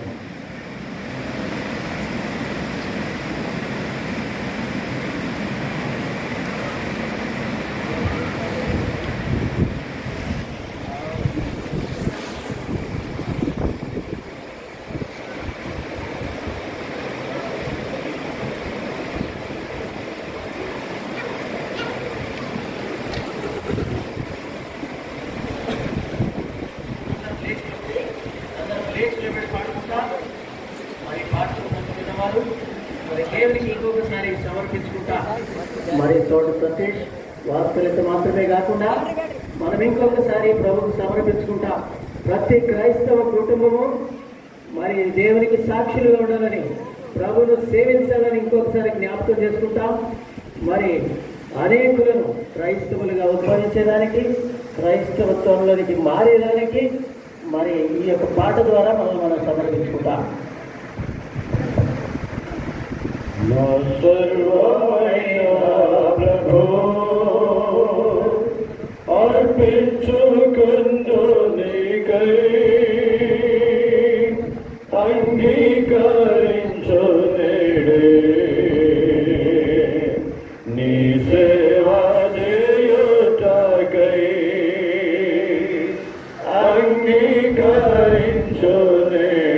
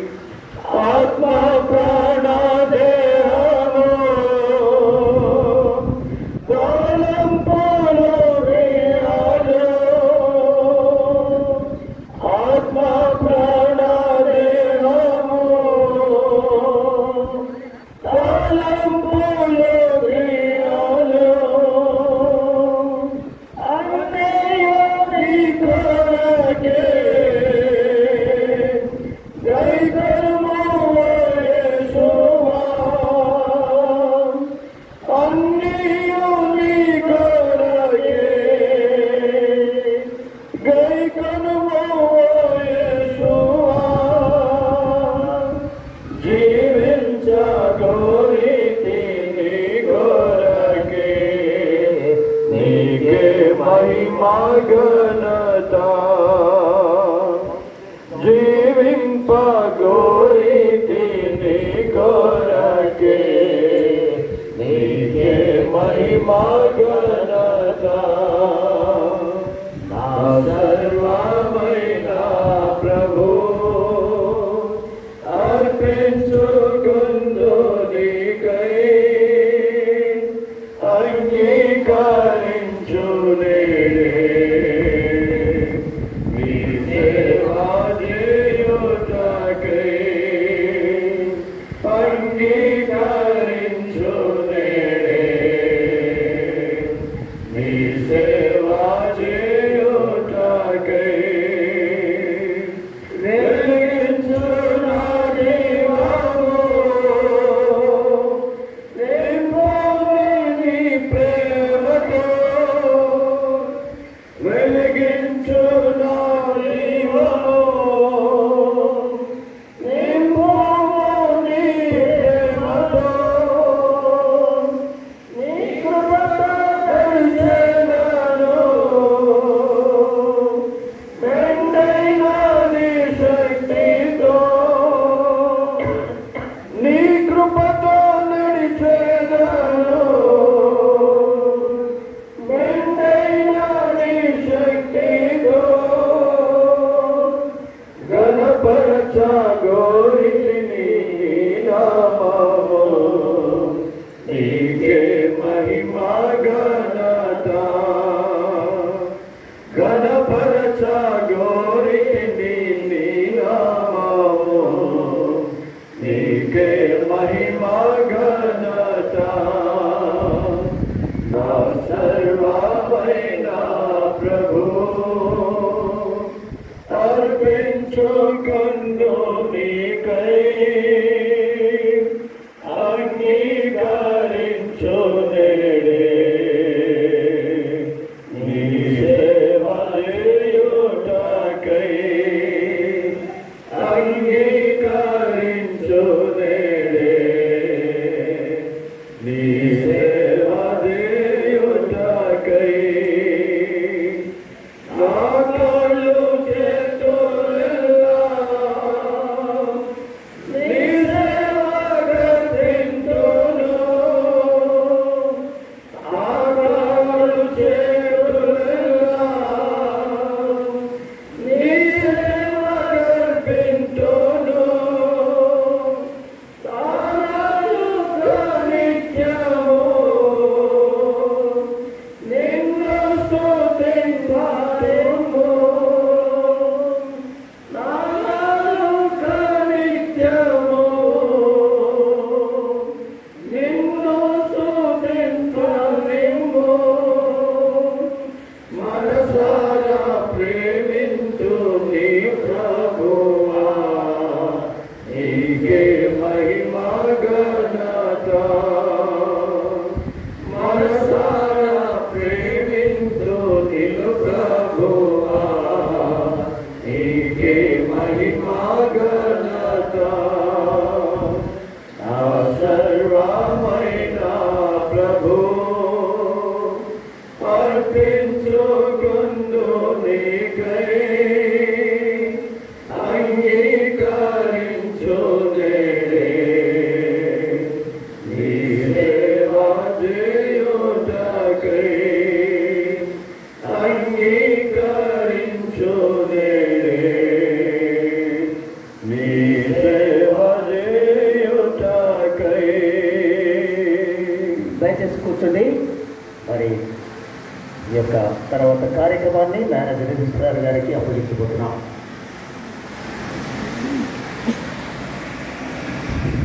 ముందు చాలా చైర్స్ ఖాళీ ఉన్నాయి. నిలబడ్డలు దయచేసి ముందుకు రండి.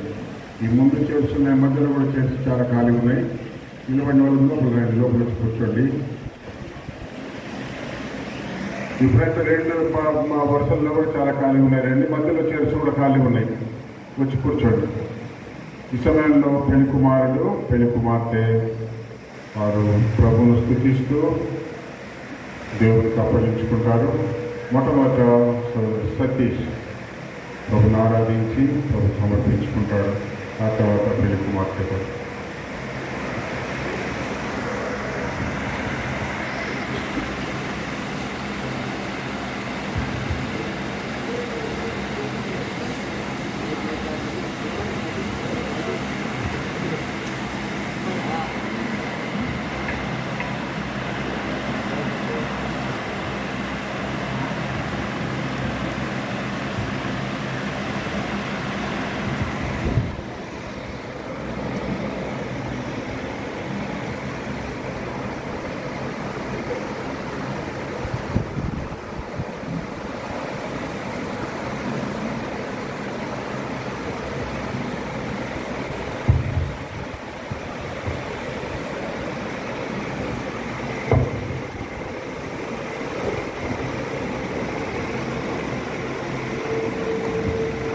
ప్రేమ నమ్మకం గల ప్రభువా, జీవుడుగా దేవా, నీకే వందనములు ధన్యవాదాలు చెల్లించుకుంటున్నాను.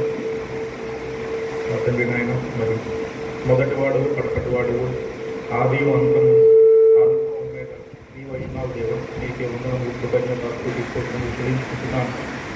ఇదిగో తండ్రి నాయన, మరి జగత్ పునాది వేయబడకముందే నా తండ్రి నాయన, మరి నేను నా తండ్రి నాయన, మరి నా తల్లి గర్భంలో రూపింపబడకముందే నా తండ్రి నాయన, మరి నన్ను జ్ఞాపకం చేసుకున్నాను. నా తండ్రి నాయన, నన్ను జ్ఞాపకం చేసుకుని నీ యొక్క రక్షణ భాగ్యం నాకు దయచేసే దేవా, నీకు ఎక్కువ ధన్యవాదాలు చెల్లించుకుంటున్నాను. ఇదిగో నా తండ్రి నాయన, మరి మీరు కలవరి శిలువలో చేసిన త్యాగం బట్టి నా తండ్రి నాయన, మరి నేను రక్షింపబడిన తండ్రి నాయన, మరి నిత్య రాజ్యములకు నన్ను వారసుడిగా చేసావు నా తండ్రి నాయన. మరి మిమ్మల్ని నా తండ్రి నాయన, మరి తండ్రి అని పిలవడానికి హక్కించావు నా తండ్రి నాయన, నీకు ఎక్కువ ధన్యవాదాలు చెల్లించుకుంటున్నాను. నా తండ్రి నాయన, నువ్వు చేసిన మేలులు ఎన్నో నా తండ్రి నాయన, మరియు నా తండ్రి నా జీవితంలో నా తండ్రి నాయన, మరి నా యొక్క జీవిత భాగస్వామిని వెతుకుతున్నప్పుడు నా తండ్రి నాయన, మీరు నాకు చేసిన సహాయం నా తండ్రి నాయన, కొన్ని సంవత్సరాల పాటు నా తండ్రి నాయన, మరి చిట్ట చివరకు నాతో మాట్లాడిన నా దేవా, మరి నాతో మాట్లాడిన వాక్యంతో నా తండ్రి నాయన ఎంతో స్పష్టంగా మాట్లాడారు. హక్కుకు నా తండ్రి నాయన, మరి 2 ప్రకారం నా తండ్రి నాయన, మరి కోపించుకునే వాక్యాలను జ్ఞాపకం చేసుకోమని నా తండ్రి నాయన ఎంతో స్పష్టంగా మాట్లాడి, తండ్రి తన పిల్లలను ఎలాగైతే సాగుతాడో, ఎలాగైతే నడిపిస్తాడో నా తండ్రి నాయన, నన్ను ఆ విధంగా నడిపించినందుకు నా తండ్రి నాయన, అన్ని ఒడిదుడుకుల నుండి కాపాడి రక్షించి నా తండ్రి నాయన, మరి నా యొక్క జీవిత భాగస్వామిని నాకు దయచేసినందుకు నీకు కృతజ్ఞతాస్తుతిస్తోత్రములు చెల్లించుకుంటున్నాను. అలాగే కాకుండా నా తండ్రి నాయన, మరియు నా ముందున్న జీవితం నా తండ్రి నాయన మీ హస్తాలకు అప్పగించుకుంటున్నాను.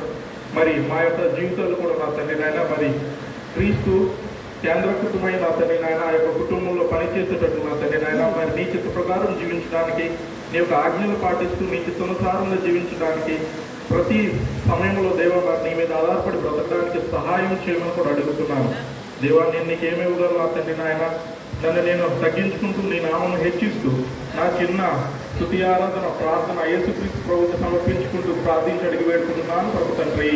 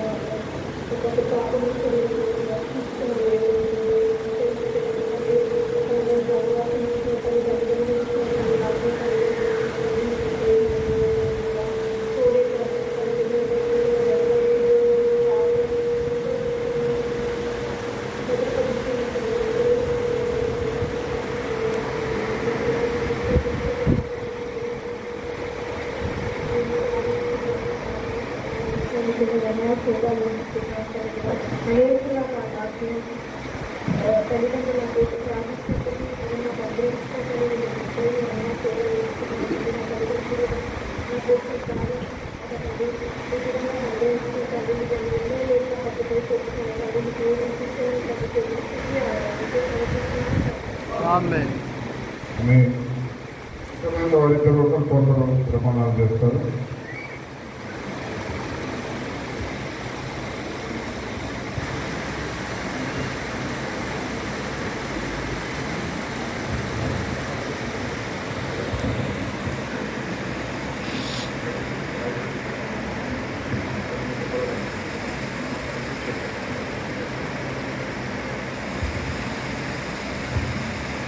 వారిద్దరూ ప్రమాణాలు చేస్తారు. ఒక పెళ్లి కుమారుడు ప్రమాణం చేస్తారు.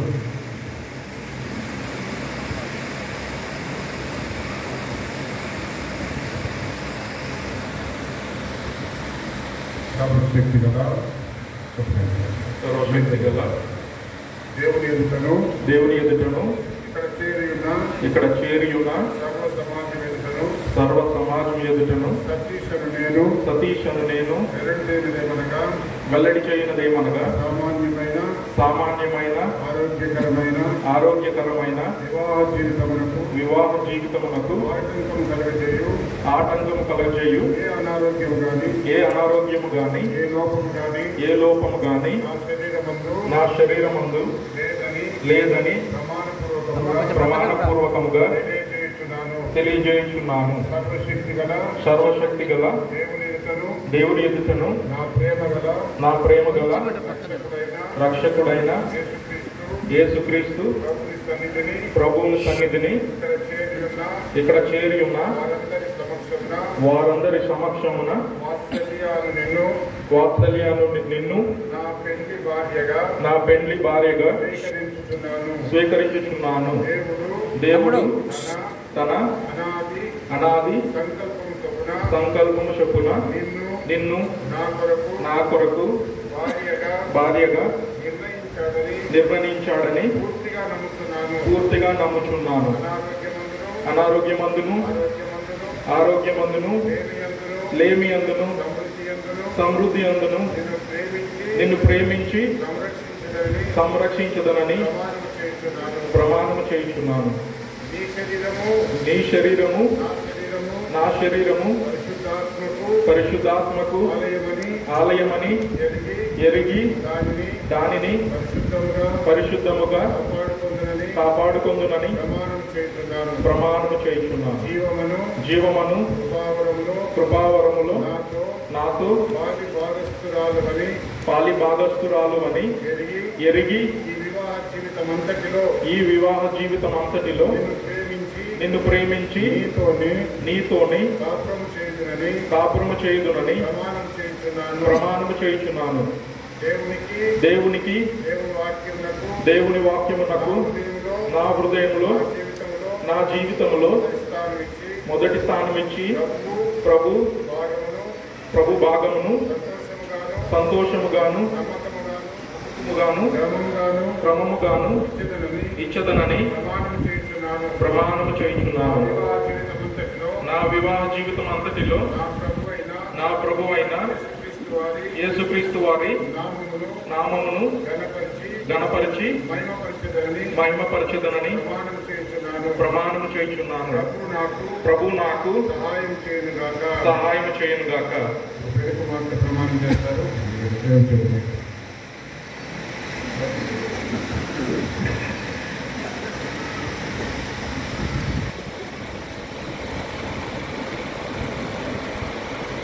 సర్వశక్తి గల దేవుని ఎదుటను ఇక్కడ చేరి ఉన్న సర్వ సమాజం ఎదుటను వాత్సల్యాన్ని నేను వెల్లడి చేయనిదేమనగా సామాన్యమైన సంతోషకరమైన ఆరోగ్యకరమైన వివాహ జీవితములకు ఆటంకము కలుగజేయు ఏ అనారోగ్యము కానీ ఏ లోపము కానీ నా శరీరమందు లేదని ప్రమాణపూర్వకంగా తెలియజేస్తున్నాను.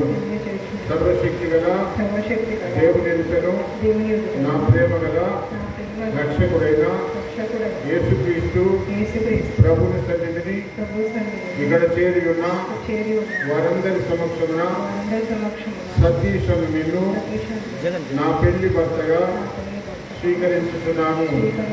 దేవుడు తన అనాది సంకల్పం చొప్పున నిన్ను నా కొరకు భర్తగా నిర్ణయించాలని పూర్తిగా నమ్ముతున్నాను.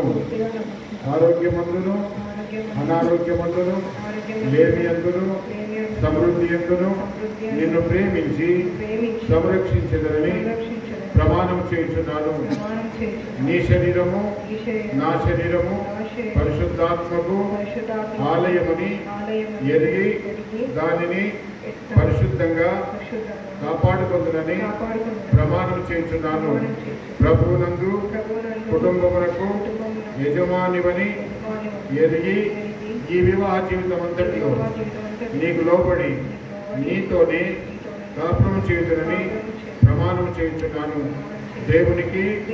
దేవుని వాక్యమునకు నా హృదయములో నా జీవితంలో మొదటి స్థానం ఇచ్చి ప్రభు భాగమును సంతోషముగాను నమ్మకముగాను క్రమముగాను ఇచ్చేదనని ప్రమాణం చేయుచున్నాను. నా వివాహ జీవితం అంతటిలో నా ప్రభు అయిన యేసుక్రీస్తు వారి నామమును ఘనపరిచి మయపరిచేదనని ప్రమాణం చేయుచున్నాను. ప్రభు నాకు సహాయం చేయను గాక. ఈ సమయంలో ఈ యొక్క వాగ్దానాలను స్థిరపరుస్తూ సాక్షులుగా ఇద్దరు సహోదరులు వారు ప్రార్థన చేస్తారు. సతీష్ పక్షంగా డేవిడ్ ప్రేనాడు గారు ప్రార్థించడానికి రావాలి. మరి వాత్సల్యత తరఫున పాల్ గిడే ప్రార్థించడానికి రావాలి.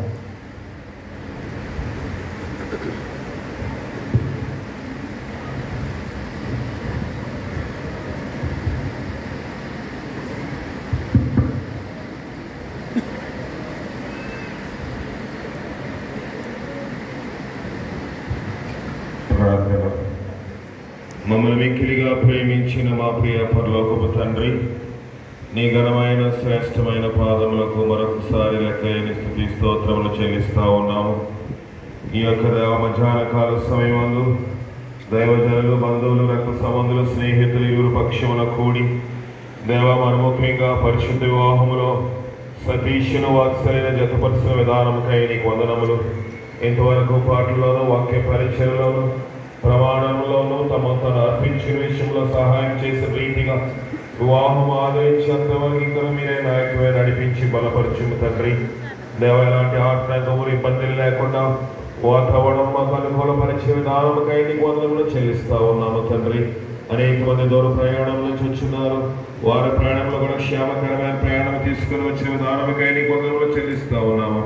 సతీష్ని దేవతని వాత్సల్యాన్ని మరొకసారి మీరు జ్ఞాపకం చేసుకున్నాము. దైవజనులు అనేకమైన హెచ్చరికలు దేవాన్ని వాక్యపూర్వకముగా లేఖనపూర్వకంగా ఇచ్చి ఉన్నారు. వారి జీవితంలో దేవ ఈ దినము కంటే దేవ రాబోయే జీవితం వారి మరణ పర్యంత వరకు ఆ యొక్క హెచ్చరికల ప్రకారము నేను ముందు పెట్టుకుని నడుచుకునే భాగ్యము ఎవరికి దయచేసి భాగ్యము మీరు దయచేసి బలపరచుము తండ్రి. ఆ భాగ్యమును ఎన్నడూ వారు పోగొట్టుకోనివ్వదు. ఎన్నడూ దేవాన్ని విడిచి కాకుండా నేను సెంటర్ పిల్లలుగా పెట్టుకుని నడిచే భాగ్యం వారికి దయచేసి బలపరచుము. నీ యొక్క సముఖములో దేవ ఈ ప్రమాణాలు చేస్తున్నారు. అది నిత్యము స్థిరమైన మందిరం ఉండే భాగ్యము దయచేసి మీరే మహిమ ఘనత పొందమని మా ప్రభువును రక్షకుడైన క్రీస్తు అడిగి వేడుకొని పొందుకొనుచున్నాం పరమ తండ్రి. ఆమేన్.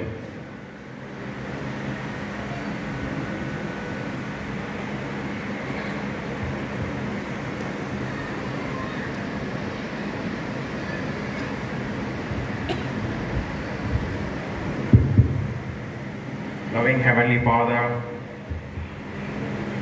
Almighty God, living and true God, in the name of thy dear Son, Lord Jesus Christ, we thank you and praise you for this privilege, honor given unto us to witness the union of our dear brother Satish and sister Vatsalya. We thank you and praise you for the happy memories, how Lord God is so faithful in not only saving children, but their children's children as well. Thank you and praise you for that wonderful, glorious day where we could know about Brother Raju's salvation even while he was in the hospital. We thank you and praise you for the way thou hast prepared him, called him out for his service. And today we thank you for the testimony of his children as well. How Vatsalya also has come to know thee as their personal Savior, and you have given us an honor and privilege to see their children's children as well today. We thank you and praise you, Lord, for this wonderful union where they could confess its knowledge. Lord, how you have led them in the right way. Thank you for thy word that has been so clearly brought before us from Hebrews chapter 13 verse 4 today. We believe this marriage is honorable because you have been honored, you have been glorified, your name has been magnified through the fellowship, through the ministry of the word, and even through this wonderful covenant relationship which these dear ones have made in the presence of thy saints. Lord, at this time we thank and praise you, Lord, as they have made their covenant. Remind them in such a way day by day in the light of God's word.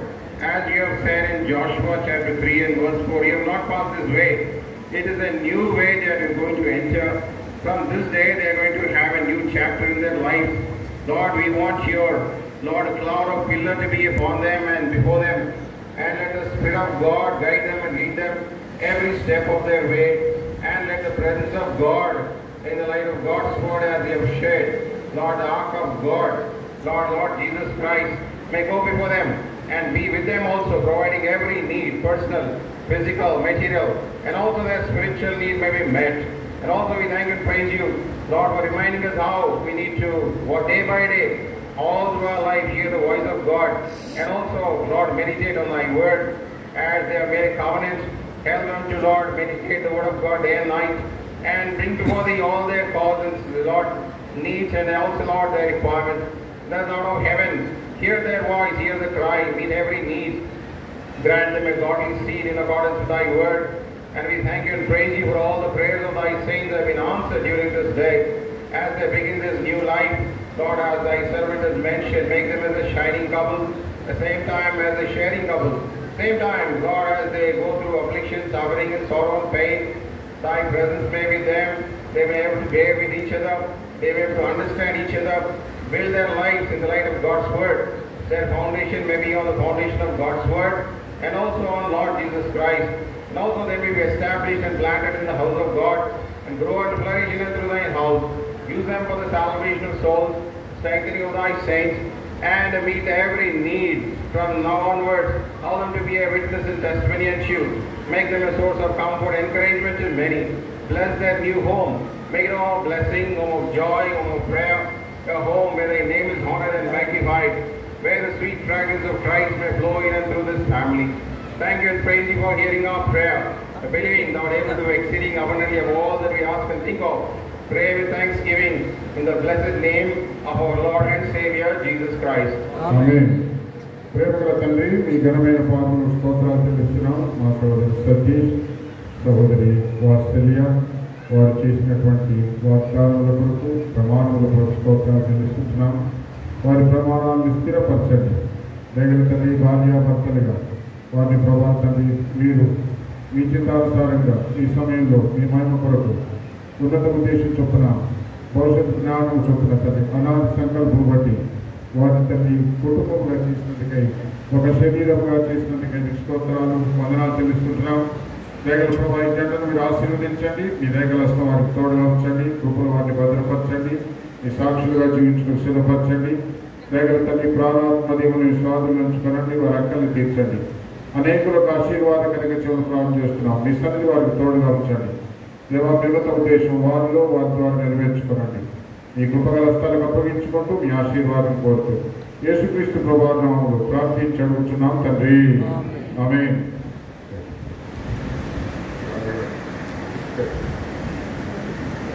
పెళ్లి కొడుకు పెళ్లి కుమార్తె చెమటలు కోసి వాళ్ళు ఇంకా తర్వాత సంగతి కానీ ఇప్పుడు మాత్రం కోర్టుకి జబర్దస్త్గా వేసుకొని వస్తే కనుక గాలి లేక బొమ్మలాగా తీసుకొచ్చి పెట్టినారు దాన్ని. ఇప్పుడు దాకా బొమ్మలాగా వచ్చినారు. ఎప్పటి నుంచో చెప్తున్నాను మరి వాళ్ళకి ఇందులో నా ఫ్యాన్ అయ్యేది వాళ్ళకు వీళ్ళ తిప్పుడు మీకు అర్థమవుతుంది. సమయంలో కూర్చోండి. ఆ రెండు చర్చ తీసుకొచ్చి పెట్టేస్తే వాళ్ళు మరి రిజిస్టర్లో మందిరం పెడతారు.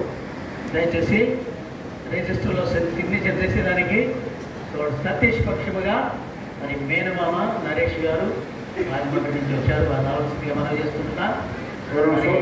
చైర్స్ తీసుకొచ్చి ఇక్కడ పెట్టండి.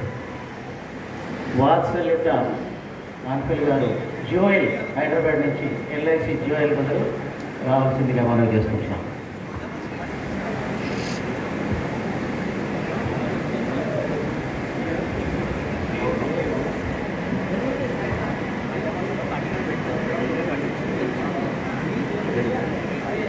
సమయంలో మరి ముసుగు తీస్తారు.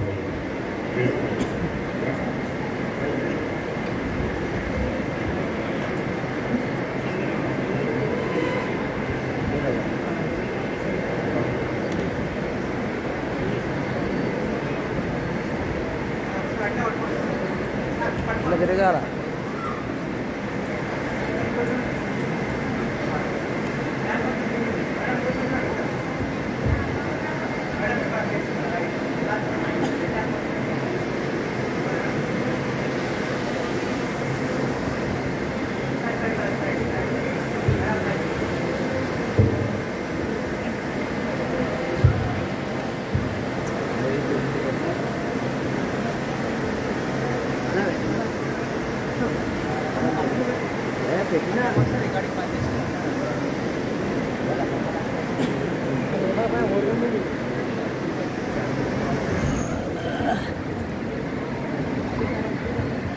సమయంలో వారు వివాహ రిజిస్టర్లో సంతకాలు చేస్తారు. సాక్షులుగా కూడా సంతకం చేసేవారు మరి రావాలని చేస్తున్నారు. Brother Joel, LIC Hyderabad. బాగున్నారా? అన్ని సక్సెస్ చేస్తావు అబ్బా నువ్వు. సో జయరాజ్ గారు రావాలి, పాట పాడుతుంటా. సాంగ్ నంబర్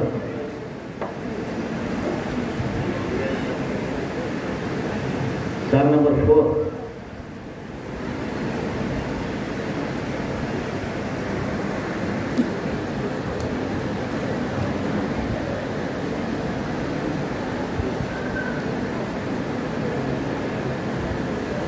గొర్రె పిల్ల వివాహోత్సవ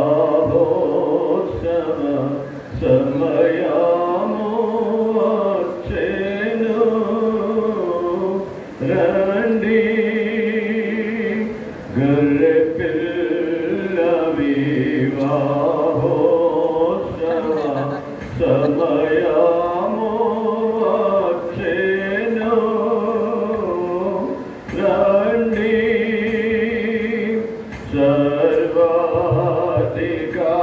సర్వాధికారియో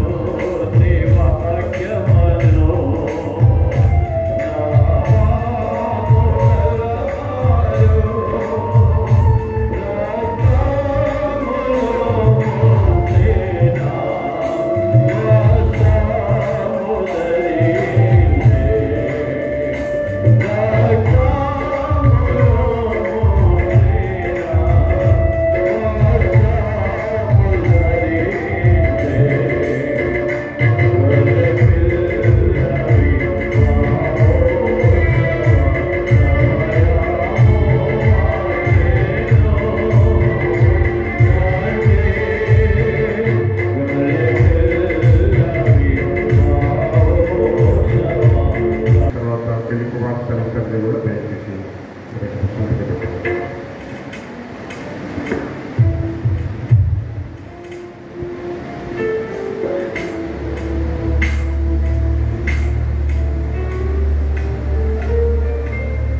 దేవుడు ఏర్పాటు చేసిన దినము, మన కన్నులకు ఇది ఆశ్చర్యము. దేవుడే ఏర్పాటు చేసిన దినము, దేవుడే ఏర్పాటు చేసిన దినము, మన కన్నులకు ఇది ఆశ్చర్యము, మన కన్నులకు ఇది ఆశ్చర్యము.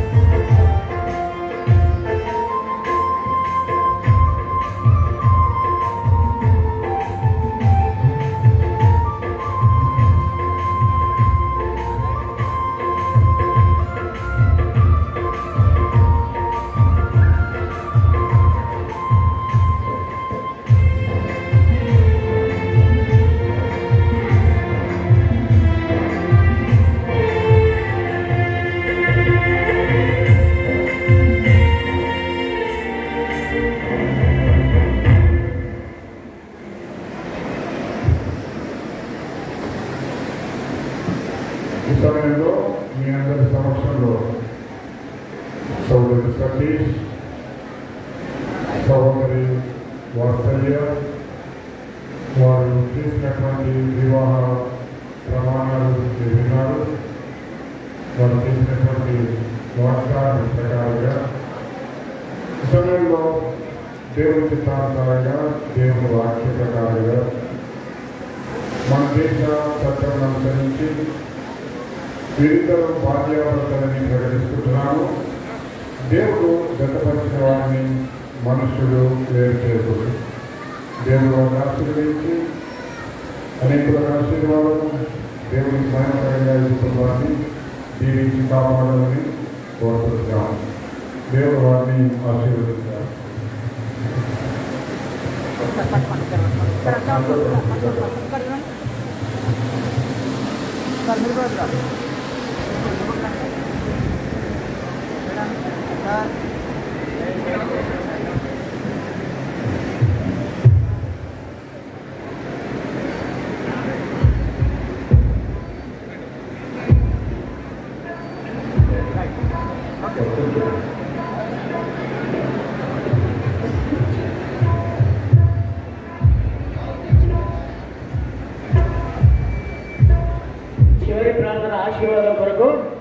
సోదరుడు జర్నీస్ రావాల్సిందిగా మనం చేసుకుంటాం.